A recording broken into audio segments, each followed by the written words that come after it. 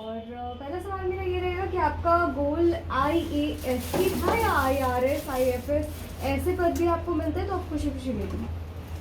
देखिए, civil services exam में 21 services है। तो जब आप ये एग्ज़ाम लिखते हो, आप यही सोचते हो कि ठीक है, आपको जो सर्विस मिलेगी आप उसमें काम करोगे, आप उसमें अपना बेस्ट दोगे। आप ज़रूर एक होपफुल रहते हो, क्योंकि हम देखते हैं कि एडमिनिस्ट्रेटिव सर्विसेज में ज़्यादा हमें प्लेथोरा मिलता है लोगों के साथ काम करने का, ज़्यादा वो स्टेज मिलता है। तो डेफिनेटली एक होपफुल आप होते हो, but at the end it's all about the service you get and it's all about your dedication to that service. Prelims से पहुंचना मेंस और मेंस से पहुंचना इंटरव्यू, ये एक लंबा प्रोसेस होता है। इस बीच में क्या डिमोटिवेशन कहीं आता है? देखिए, ज़रूर आता है, क्योंकि यूपीएससी का साइकिल ही इतना लंबा है। मिनिमम 1 साल तो आपको पढ़ाई करनी है और फिर 1 साल का एग्ज़ाम है। तो आप सोच लीजिए कि अगर आप बहुत मतलब आपकी किस्मत अच्छी है और आपने पहले अटेम्प्ट में भी क्वालिफाई किया तो 2 साल लगेंगे, और वो 2 साल में आपको एक ही चीज़ हर दिन करनी है, और वो है पढ़ाई। आप देखते हैं कि आपके बाकी दोस्त आगे जा रहे हैं, कोई कॉर्पोरेट में नौकरी कर रहा है, कोई कहीं कर रहा है, और कभी ना कभी डिमोटिवेशन तो फील होता है। बट उसी टाइम पे आपको याद रखना है कि आप ये क्यों कर रहे हो, क्योंकि आपने खुद चूज़ किया है ये एग्ज़ाम लिखना, और उसकी एक वजह होती है। और साथ ही साथ मैं कहूँगी कि अपने आप को आप ऐसे पॉजिटिव लोगों के साथ रखें। मेरे लिए वो मेरी माँ थी, मेरे मेंटर्स थे, मेरे दोस्त थे, जिन्होंने मुझे बहुत एनकरेज करा। तो पिछले जब भी मैं फेल हुई इस एग्ज़ाम में, उन्होंने हमेशा मुझ पे ये आपका कॉन्फिडेंस कौन सा दिखाया। अटेम्प्ट था? ये 4th अटेम्प्ट था। तो ये जो 3 अटेम्प्ट आपने इससे पहले दिए हैं वो जी। किस तरह से हेल्प किए 4th अटेम्प्ट में? देखिए, मैं सही बताती हूँ, जो पहला अटेम्प्ट था और जो पहला प्री मेरा नहीं निकला था, इट वाज़ नॉट बिकॉज़ कि मैंने पढ़ाई नहीं की थी, but pre is also about a mindset. एक कॉन्फिडेंस भी होना चाहिए कि आपने जो पढ़ाई की है। तो मैंने जो भी गलतियाँ की पहले या दूसरे अटेम्प्ट में, उससे सीखा। मुझे पता चला कि क्या पढ़ना है और क्या नहीं पढ़ना है। मुझे लगता है यूपीएससी में ये जानना बहुत ज़रूरी है कि आपको क्या नहीं पढ़ना है। आज के टाइम पे इतना मटीरियल अवेलेबल है, स्पेशली ऑनलाइन, कि समझ नहीं आता कि किसको पढ़े किसको ना पढ़े। उसके बाद जब मैंने मेंस दिया, वो मेंस मेरा कुछ मार्क्स से रह गया, तो मुझे पता चला कि किस सब्जेक्ट्स में मुझे ज़्यादा बेहतर करने की ज़रूरत है, तो वो एक डायरेक्शन मिली। तो कहते हैं ना कि pillars, failures are the pillars of your success, तो वही चीज़ है। एक और चीज़ कहते हैं कि 50% हार्ड वर्क 50% लक, ये सही होता है?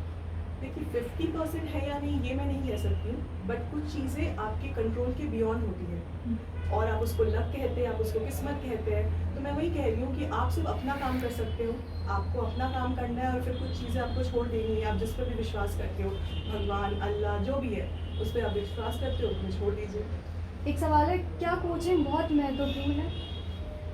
देखिए, कोचिंग आपको गाइड कर सकता है, लेकिन सबसे ज़रूरी चीज़ है आपका हार्ड वर्क। आप ये सोचेंगे कि मैंने आज कोचिंग में एडमिशन ले लिया, अब मेरा 1 साल बाद नाम आ जाएगा, तो ये नहीं होता। कोचिंग भी तभी काम आएगी जब आप मेहनत करने को तैयार हैं। आपको गाइडेंस मिल सकता है, आपको एक रास्ता दिखाया जा सकता है, पर रास्ते पे चलना तो आपको खुद पड़ेगा। सोर्स ऑफ इंस्पिरेशन आपके कौन है?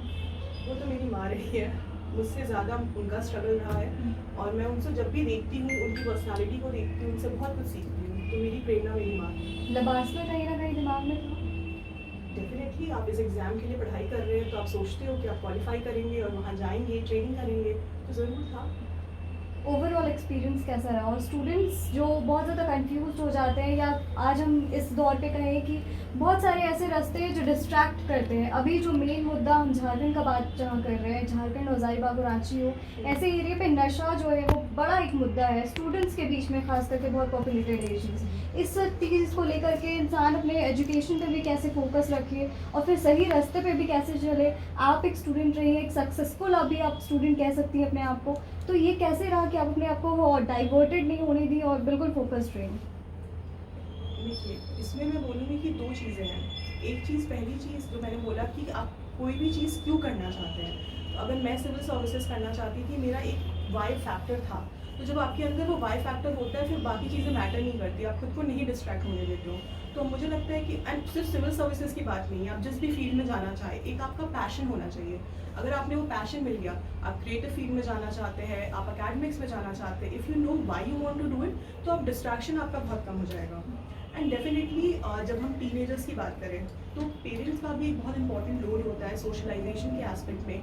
आपके पीयर ग्रुप कैसा है, आपकी फैमिली में आपका सोशलाइजेशन कैसे हुआ है, ये सब मैटर करता है कि आप डिस्ट्रैक्ट हो रहे हैं या नहीं हो रहे हैं। तो मुझे लगता है ये दोनों चीज़ें मैटर करती हैं। जिस वक्त रिजल्ट आए, फिंगर्स क्रॉस्ड होंगे, फैमिली का क्या रिएक्शन था?